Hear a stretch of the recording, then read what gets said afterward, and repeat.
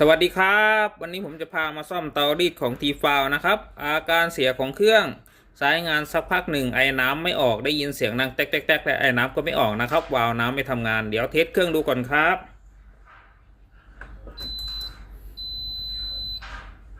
รอเครื่องพร้อมใช้งานก่อนนะครับพร้อมใช้งานแล้วครับกดปุ่มจ่ายน้ำเทสระบบไอ้น้ำ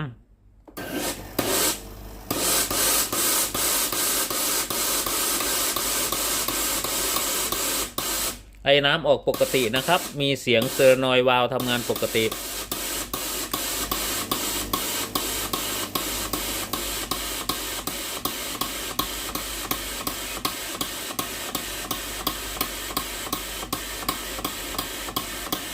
เทสระบบเครื่องสักพักก่อนครับเพราะว่าอาการนี้ประมาณ10 ถึง 20 นาทีบางเครื่องก็ประมาณครึ่งชั่วโมงถึงจะเจออาการครับเมื่อเราเทสเครื่องสักพักหนึ่งเลยนะครับไม่มีเสียงวาล์วน้ำทำงานนะครับกดปุ่มจ่ายน้ำแล้วนะครับ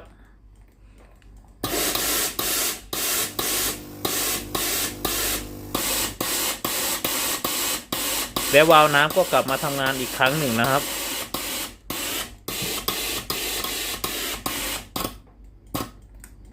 แล้วก็ไม่มีเสียงวาล์วน้ำทำงานนะครับอาการดังกล่าวนะครับเกิดจากในส่วนของคอยวาล์วด้านในเครื่องนะครับตัวนี้เมื่อร้อนแล้วนะครับจะขาดนะครับคอยวาล์วจะต่อว่างไม่ต่อว่างทำให้เกิดอาการนี้นะครับเป็นอาการประจำของเตารีดทีฟาวนะครับเกือบทุกรุ่นนะครับของทีฟาวนะ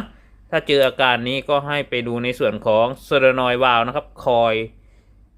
ไม่ปกตินะครับก็คือร้อนแล้วขาดนะครับ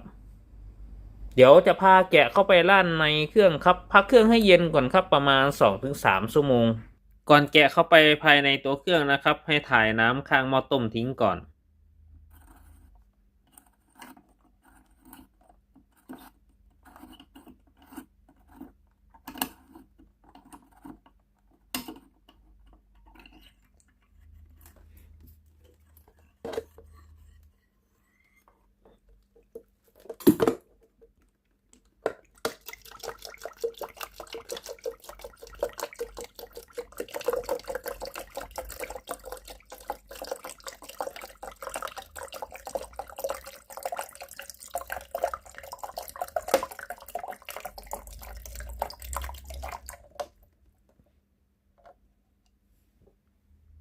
ขั้นตอนแกะเครื่องถอดน็อตใต้ฐานเครื่องออกให้หมดครับ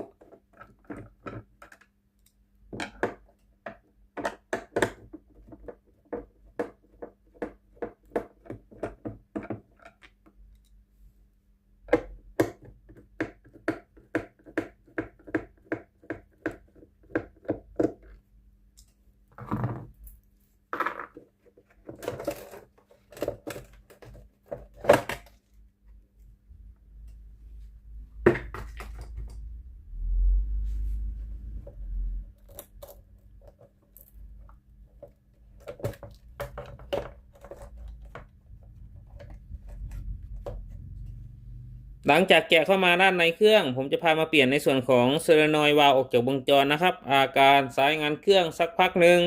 แล้วได้ยินเสียงวาล์วน้ำทำงานดังแตกแตกแตกจากนั้นไอ้น้ำไม่ออกนะครับถอดสายไฟที่เกี่ยวข้องออกกันครับ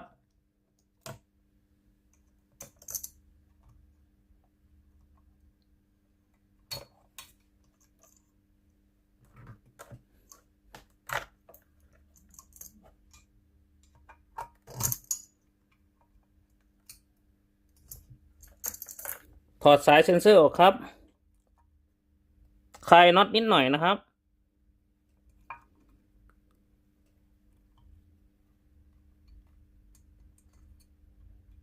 ถอดสายกาวครับถอดสายแพรออกครับตรงนี้มีตัวล็อกอยู่นะครับให้กดนะครับแล้วก็ดึงก็ต่อจากวาล์วครับ วิธีถอดนะครับ จะมีดูตรงกลางนะครับตรงลวดนะสอดไขควงเข้าไปครับแล้วรันไขควงนะครับ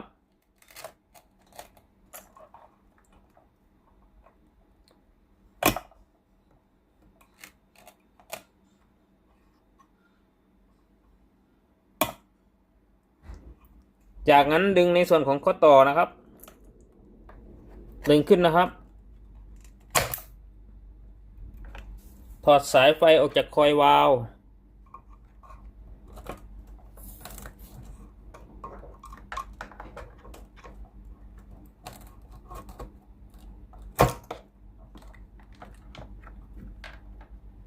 จากนั้นนำหม้อต้มและปั๊มน้ำออกจากวงจร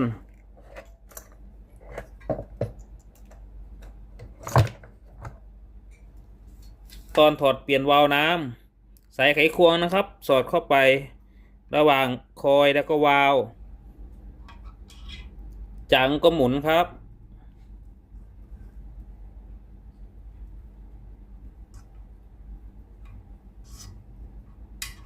วัดค่าความต้านทานระหว่างคอยวาล์วน้ำดีและคอยวาล์วน้ำเสียนะครับปรับตั้งมิเตอร์วัดโอห์มนะครับวัดในส่วนของขดลวดคอยที่เสียก่อนนะครับ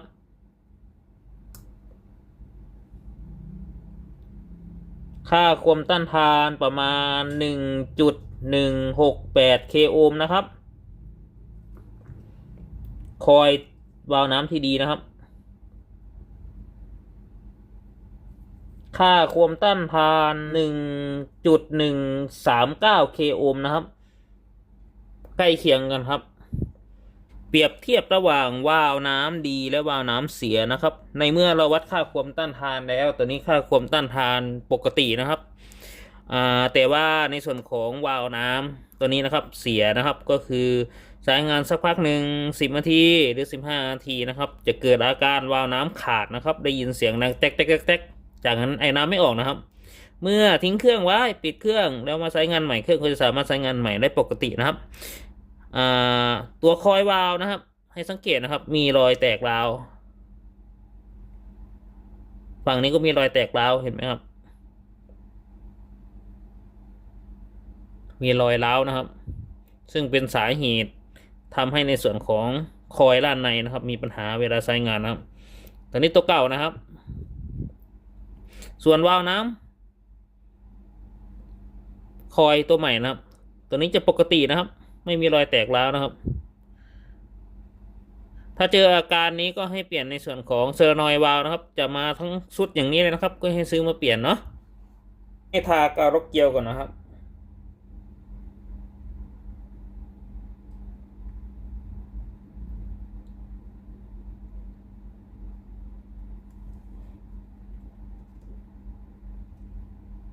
จากหมุนเกลียวเข้าไปในหม้อต้มนะครับ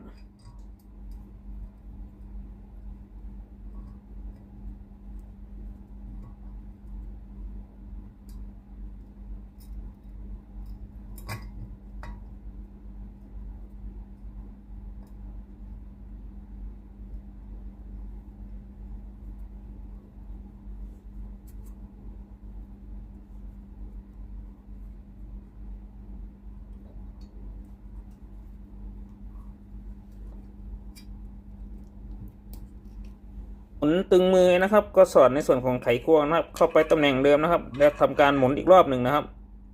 วิธีใส่ข้อต่อเข้าไปในวาล์วน้ำครับสวมข้อต่อลงไปนะครับแล้วรันให้สุดนะครับได้ยินเสียงดังก๊อกนะครับหลังจากเปลี่ยนวาล์วน้ำเสร็จก็ประกอบเครื่องครับใส่ปั๊มน้ำเข้าไปก่อนนะครับ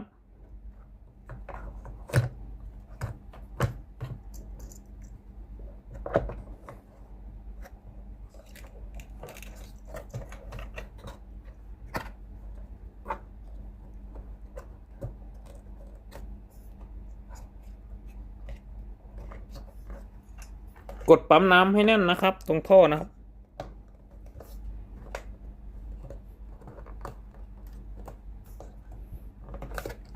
จากนั้นใส่หม้อต้มครับ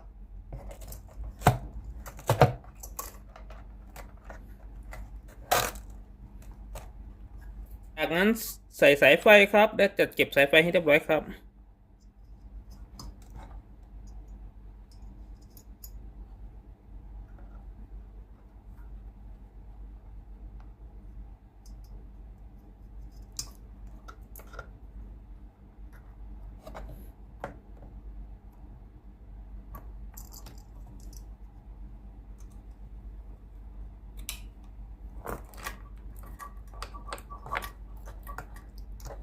เสียบสายปั๊มน้ำครับ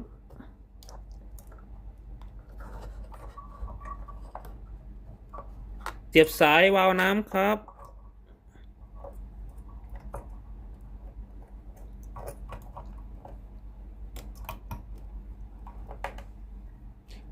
ยึดเซนเซอร์ครับ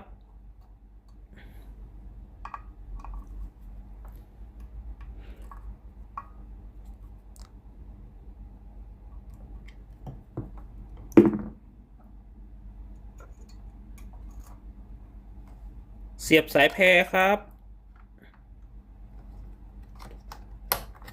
จากนั้นเสียบสายกาว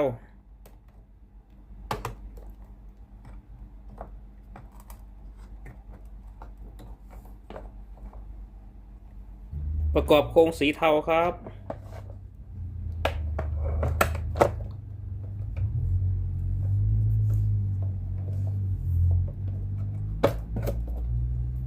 ประกอบโครงล่างครับขันน็อตใต้ฐานเครื่องครับ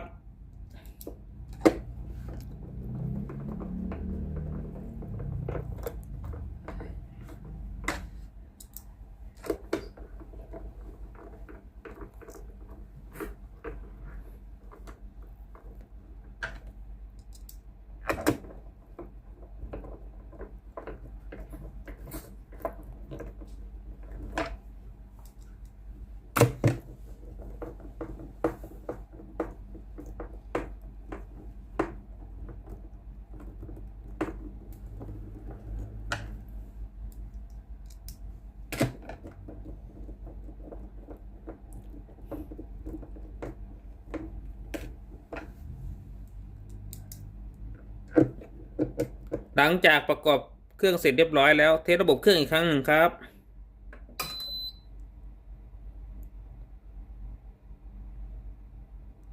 รอเครื่องพร้อมใช้งานก่อนนะครับไฟหน้าเตาหยุดกระพริบก่อนเครื่องพร้อมใช้งานแล้วครับเทสระบบไอ้น้ำกดปุ่มจ่ายน้ำครับ